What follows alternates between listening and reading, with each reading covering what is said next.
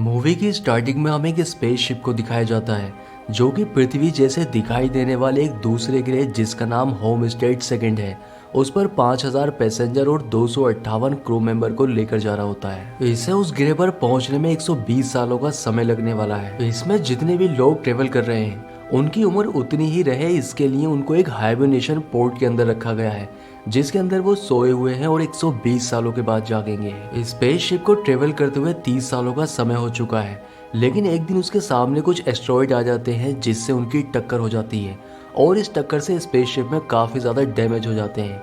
लेकिन ये बहुत एडवांस टेक्नोलॉजी का स्पेसशिप होता है क्योंकि इसके अंदर ऑटोमेटिक रिपेयरिंग सिस्टम होता है और टक्कर के बाद ये अपने ऑटोमेटिक रिपेयरिंग सिस्टम को ऑन कर देता है जिससे ये खुद से ही रिपेयर हो जाता है। लेकिन इस टक्कर से एक पैसेंजर जिसका नाम जिम है उसके हाइबरनेशन पोर्ट में कुछ खराबी आ जाती है, इसलिए वो 30 साल की नींद के बाद जाग जाता है। अब जागने के बाद जिम सबसे पहले उस मीटिंग हॉल में पहुंचता है जहां पर जागने के बाद सभी पैसेंजर को एक साथ इकट्ठा होना था, पर इस मीटिंग हॉल में कोई भी नहीं होता है। लेकिन इस रूम का एआई सिस्टम ऐसे बिहेव कर रहा था जैसे कि सभी पैसेंजर जाग चुके हैं। अब जिम को शक होने लगता है कि जरूर कुछ गलत हुआ है, इसलिए वो बाहर जाकर बाकी पैसेंजर को ढूंढने लगता है। लेकिन काफी ढूंढने के बाद भी उसे स्पेसशिप में कोई दूसरा पैसेंजर नहीं मिल पाता है, इसलिए जिम काफी परेशान हो जाता है और कंट्रोल रूम की ओर भागता है। लेकिन कंट्रोल रूम को क्रू मेंबर की आईडी के बिना एक्सेस कर पाना मुश्किल था। अब वो सिस्टम से अपने स्पेसशिप की लोकेशन पता करने की कोशिश करता है, तब उसे पता चलता है कि अभी स्पेसशिप ने सिर्फ 30 साल का ही सफर तय किया है, यानी कि अभी 90 साल का सफर बाकी है। इस बात से जिम काफी परेशान हो जाता है, इसलिए वो पृथ्वी पर कांटेक्ट करने की कोशिश करता है।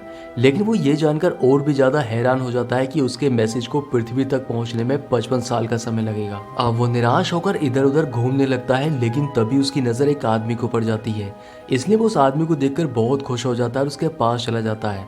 लेकिन उससे बात करके उसे पता चलता है कि वो कोई आदमी नहीं है बल्कि एक रोबोट है जिसका नाम अर्थर है। अर्थर इंसानों की तरह ही बात कर सकता है पर उसके अंदर कोई फीलिंग्स नहीं है। इसके बाद जिम खाना लेने के लिए मशीन के पास जाता है, लेकिन मशीन उसे नॉर्मल टाइप का खाना देती है क्योंकि वो एक थर्ड क्लास पैसेंजर है। जिम टूल्स की मदद से अपने हाइबरनेशन पोर्ट को सही करने की भी कोशिश करता है, लेकिन वो उसको सही नहीं कर पाता है। जिम अर्थर से कहता है कि वो इस स्पेसशिप पर फंस चुका है और अकेले ही मर जाएगा, लेकिन अर्थर उसे समझाने लगता है कि इंसानों की यही कमी है कि जो उनके पास नहीं है उनको वही चाहिए होता है। इंसानों को जो मिलता है वो उसमें कभी खुश नहीं होते हैं। अर्थर की बातों से जिम काफी मोटिवेट हो जाता है और अकेले ही जीना सीख लेता है क्योंकि यहाँ पर खुद को एंटरटेन करने के लिए सब कुछ होता है। इसके साथ ही स्पेसशिप पर जिम अलग अलग तरह के पौधे भी उगा सकता है। लेकिन एक समय के बाद जिम ये सब करते हुए भी बोर हो जाता है और उसे अकेलापन महसूस होने लगता है, इसलिए वो एक दिन सुसाइड करने का फैसला करता है। लेकिन भागते समय उसका पैर फिसल जाता है और वो गिर जाता है। यहाँ पर वो एक हाइबरनेशन पोर्ट को देखता है जिसके अंदर एक अरोरा नाम की लड़की होती है। जिम उसे देखकर पहली ही नजर में पसंद करने लगता है और सुसाइड करने का फैसला बदल देता है। इसके बाद वो अपना अधिकतर समय अरोरा के हाइबरनेशन पोर्ट के पास ही बैठकर बिताने लगता है। लेकिन एक दिन जिम के दिमाग में आइडिया आता है कि क्यों ना वो अरोरा को भी उसकी नींद से जगा दे, क्योंकि ऐसा करके वो अपने अकेलेपन को दूर कर सकता है। जिम को ये फैसला लेने में 1 साल का समय लग जाता है क्योंकि वो जानता था कि ऐसा करना गलत है। इसके बाद जिम ऐसा ही करता है, वो टूल्स की मदद से अरोरा के हाइबरनेशन पोर्ट को खराब कर देता है जिससे वो 89 ईयर पहले ही जाग जाती है। लेकिन जागने के बाद अरोरा ये जान पाती कि उसके हाइबरनेशन पोर्ट को जिम ने खराब किया है, इसलिए वो यहाँ से भाग जाता है और अपने सभी टूल्स को छुपा देता है। जागने के बाद अरोरा जिम से बाकी पैसेंजर्स के बारे में पूछती है, लेकिन जिम उसे बताता है कि तुम्हारा हाइबरनेशन पोर्ट खराब हो चुका है, इसलिए तुम अपने सफर से 89 ईयर पहले ही जाग चुकी हो। लेकिन अरोरा को उसकी बात पर यकीन नहीं आता, इसलिए वो बाकी पैसेंजर्स को देखने के लिए जाती है और वो देखती है कि सभी पैसेंजर्स अपने हाइबरनेशन पोर्ट के अंदर हैं।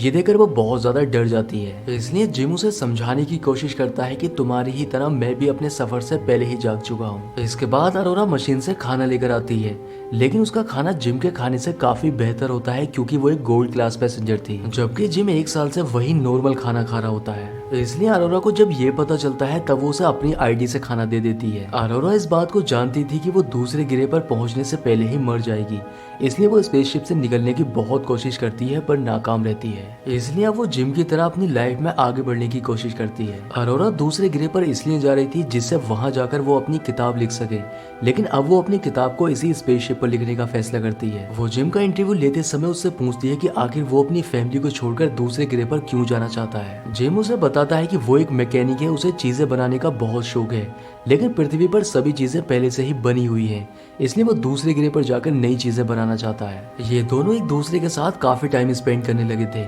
इसलिए ये दोनों ही एक दूसरे को पसंद करने लग जाते हैं। एक दिन अरोरा का बर्थडे होता है और जिम उसके बर्थडे को सेलिब्रेट करने लगता है।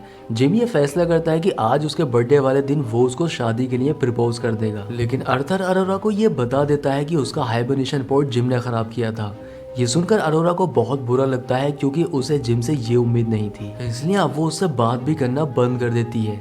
एक रात जब जिम सोया हुआ था तब वो उसके पास आकर उसको बुरी तरह से मारने लगती है। वो उसको जान से ही मारने वाली थी, लेकिन वो खुद पर कंट्रोल कर लेती है। अगली सुबह जिम अपनी गलती मान लेता है और वो अरोरा को बता देता है कि तुम्हारा हाइबरनेशन पोर्ट मैंने ही खराब किया था, लेकिन ये सब मैंने मजबूरी में किया क्योंकि मैं यहाँ पर बिल्कुल अकेला था। लेकिन अरोरा उसकी एक बात नहीं सुनती है और ये दोनों ही एक दूसरे से अलग हो जाते हैं। एक दिन जिम नोटिस करता है कि स्पेसशिप में कुछ खराबी आ रही है, लेकिन वो कुछ समय के बाद ठीक हो जाती है, इसलिए वो उस पर ज्यादा ध्यान नहीं देता है। अरोरा देखती है कि जिम ने 1 साल अकेले रहकर स्पेसशिप के अंदर एक पौधा उगाया है जो कि उसे बहुत पसंद आता है। जिम जब लिफ्ट में होता है तब अचानक में उसमें खराबी आ जाती है, इसलिए वो बड़ी मुश्किल से उससे बाहर निकलता है। दूसरी ओर अरोरा मशीन से खाना लेने के लिए जाती है, लेकिन मशीन में भी खराबी आ जाती है, इसलिए मशीन खाना बाहर फेंकने लगती है। अब इन्हें समझ नहीं आता है कि आखिर ये सब हो क्या रहा है, लेकिन तभी इन्हें एक आवाज आती है, इसलिए जब ये दोनों वहां जाकर देखते हैं तभी इन्हें पता चलता है कि स्पेसशिप का एक क्रू मेंबर जिसका नाम गश है वो भी अपने टाइम से पहले जाग चुका है। वो जिम से बाकी पैसेंजर्स के बारे में पूछता है, लेकिन जिम उसे बताता है कि सभी पैसेंजर्स अपने हाइबरनेशन पोर्ट के अंदर हैं। तुम्हारे हाइबरनेशन पोर्ट में खराबी आ चुकी है, इसलिए तुम पहले ही जाग चुके हो। इसलिए गश कंट्रोल रूम में जाकर स्पेसशिप के ऑटोमेटिक रिपेयर सिस्टम को ठीक करने की कोशिश करता है, लेकिन ऑटोमेटिक रिपेयर सिस्टम खराब हो चुका था, इसलिए वो फैसला करता है कि वो स्पेसशिप को मैनुअली ठीक करेगा। वो अरोरा के हाइबरनेशन पोर्ट को चेक करने लगता है और उसे पता चल जाता है कि इसको जिम ने खराब किया है, इसलिए वो उससे पूछने लगता है कि आखिर तुमने ऐसा क्यों किया। जिम उसे बताता है कि वो पिछले 1 साल से अकेला था।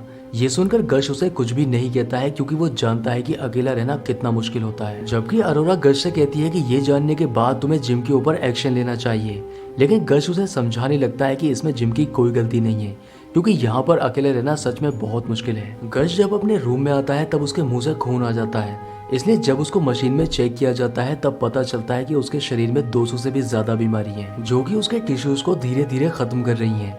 इसका मतलब ये था कि गश कुछ ही दिनों में मरने वाला है। अब मरने से पहले वो अपनी आईडी को उन दोनों को दे देता है जिससे वो पूरे शिप में कहीं भी जा सकते हैं। इसके साथ ही वो उनसे ये भी कहता है कि मेरे मरने के बाद तुम दोनों साथ रहना।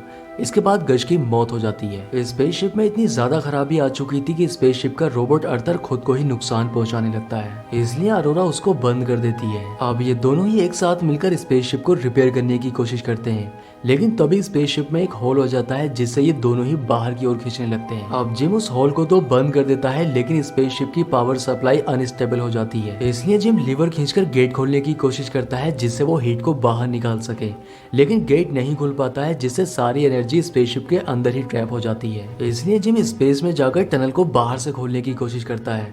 अब वो जैसे ही लीवर को खींचता है टनल का गेट खुल जाता है, लेकिन लीवर छोड़ने के बाद वो गेट फिर से बंद हो जाता है। इसलिए वो समझ चुका था कि उसे हीट को बाहर निकालने के लिए लीवर को खींच कर रखना होगा, लेकिन ऐसा करने से उसकी मौत भी हो सकती है क्योंकि सारी हीट उसकी बॉडी से होकर गुजरेगी। बाहर का लीवर खींचने के बाद जिम अरोरा से अंदर का लीवर भी खींचने के लिए कहता है, लेकिन अरोरा ऐसा नहीं करना चाहती थी, लेकिन उसके पास कोई दूसरा रास्ता भी नहीं था, इसलिए उसे मजबूरी में ऐसा करना पड़ता है, जिससे सारी हीट जिम की बॉडी से होकर गुजरने लगती है।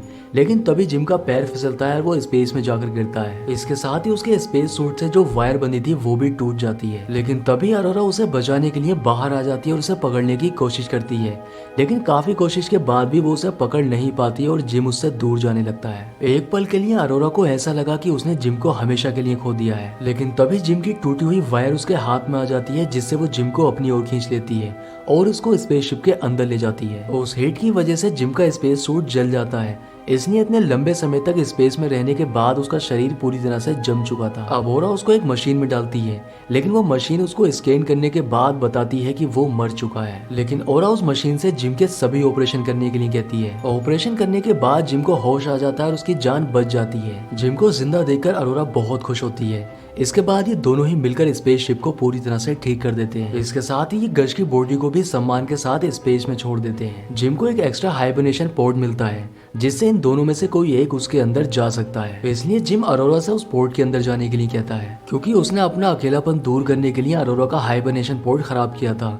इसलिए अब वो अरोरा को हाइबरनेशन पोर्ट में भेजकर अपनी गलती सुधारना चाहता है। लेकिन अरोरा उसे अकेला छोड़कर नहीं जाना चाहती है और वो उसी के साथ रहने का फैसला करती है। तो इसलिए जिम ने कई सालों से जो अंगूठी संभाल कर रखी थी वो उससे अरोरा को प्रपोज कर देता है और ये दोनों ही शादी कर लेते हैं। तो इसके बाद हमें 120 साल के बाद का सीन दिखाया जाता है, जहाँ पर सभी क्रू मेंबर और पैसेंजर अपनी नींद से जाग जाते हैं। जागने के बाद वो देखते हैं कि स्पेसशिप के अंदर बहुत सारे पेड़ पौधे लगे हुए हैं और ये पेड़ पौधे जिम और अरोरा ने साथ मिलकर लगाए हैं। लेकिन ये देखते हैं कि यहाँ पर कोई भी नहीं होता है। इसका मतलब ये था कि उन दोनों की मौत हो चुकी है और इसी सीन के साथ मूवी का एंड हो जाता है।